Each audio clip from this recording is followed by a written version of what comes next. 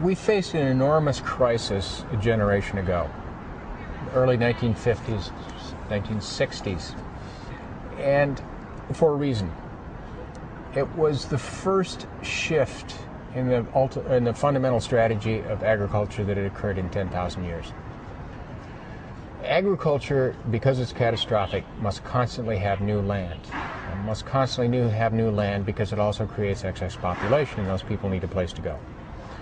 So, from the beginning of domestication of wheat 10,000 years ago in the Middle East, what is now Iraq, ironically enough, to about 1960, agriculture had a single strategy, which was it compensated for its weaknesses by taking new land.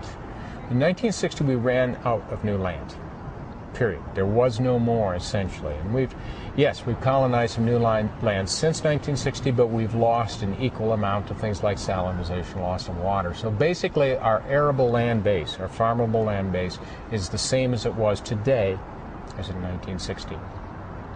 At the same time, we were faced with a period of enormous population growth. We were at 3 billion people then. And a lot of real smart people were looking at those numbers and saying, we're going to see famine within our lifetime. Massive, widespread die-off famine. Paul Ehrlich, the biologist, was among those people and probably the most famous of the people to do that. And his predictions never came to pass. It's not because his numbers were wrong, they were right. What he didn't understand at the time was a revolution that was brewing in the background. It was called the Green Revolution.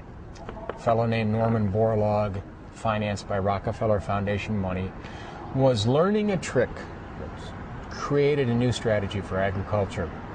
And while we call it the Green Revolution and call it pesticides and fertilizer and a number of other things, it was something quite simple, much simpler than all those things. It was short plants. By dwarfing both wheat and rice, he was able to create a plant that increased its harvest index, that is its primary productivity. More of that productivity was dedicated to seed as opposed to leaves and stem. But also because of that short architecture, they were able to hype that plant with chemical fertilizers and water, so it would support a heavier seed head. The result was a tripling of production, at least a tripling of production of both rice and wheat. As a result of that, something like 75% of human nutrition today is covered by corn, wheat, and rice, 3 grains. The ultimate result of that was we were able to increase human population, support that extra population, plus ramp it up further. So, in my lifetime, human population has doubled from 3 to 6 billion people.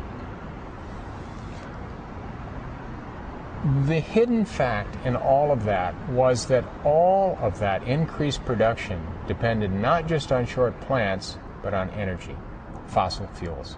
Because the chemical fertilizers that took advantage of that short plant architecture come from natural gas.